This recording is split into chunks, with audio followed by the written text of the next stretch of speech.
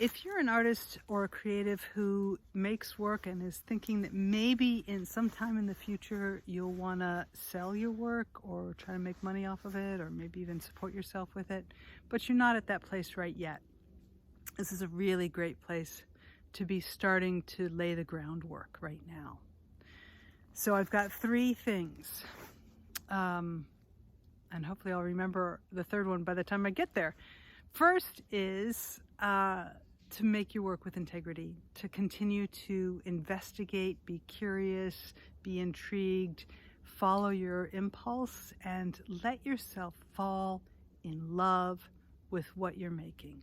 Like, really just allow yourself to get to know what it is that you love and to explore it and to dive into it more and more.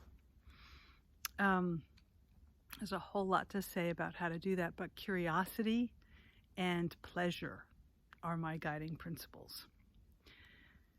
So number 2 is to be looking for other people's work that you really love, that moves you, that intrigues you, that stirs you, right? Find those artists, and it does not have to be people who are doing similar work to yours. That's not significant. What's significant is that you feel a kinship with them. You want to be finding the artists, the other creatives in your field who you find a kinship with, because then eventually what you'll need to do is follow through with where are they showing? How are they showing? How are they getting to an audience? And you want to be in community with them, right? So your work is going to show best in that milieu. It's not going to make any sense for you to do work and show it in a situation where everyone else is doing something radically different that you don't like or understand. What will make sense is for you to show with other artists that you admire, and they will admire you. And it's a collective, it's, you're competing with each other in some way, but you're also creating an environment for people to find what they want, right? So number 2 is look for artists that you find kinship with and let yourself get to know what it is that you love about their work. And do some investigation. Number 3, find ways to show your work. And it doesn't have to be for sale. And it doesn't have to be immediately. But when you're ready, set up a show at a community center or do a reading, whatever it is that makes sense for your medium. Start small. Do it online. I don't know how you want to do it, but play with ways of getting your work out into the world without having any consideration of the marketing of it.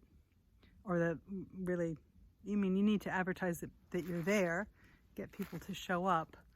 But it's not about sales. It doesn't have to be about sales. It's just about getting used to having a relationship with having your work received, seen, heard, whatever makes sense.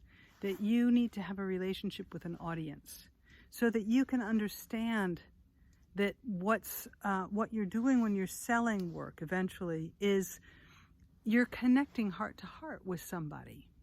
It's an exchange of one thing for another, for the art, for the money, but it's really about you're giving something that you've made and they want.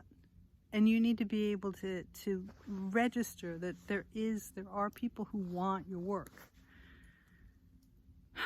There's a lot of layers of that. So the 3 things: make your work with integrity and curiosity and play and pleasure. 2, explore who else is out there. What do you like? Where are they showing? 3, get your work out in whatever small ways you can, as often as feels comfortable, so that you're not staying hidden in your closet. All right. Val Gilman, Taproot Arts and Insight. Hope this was helpful.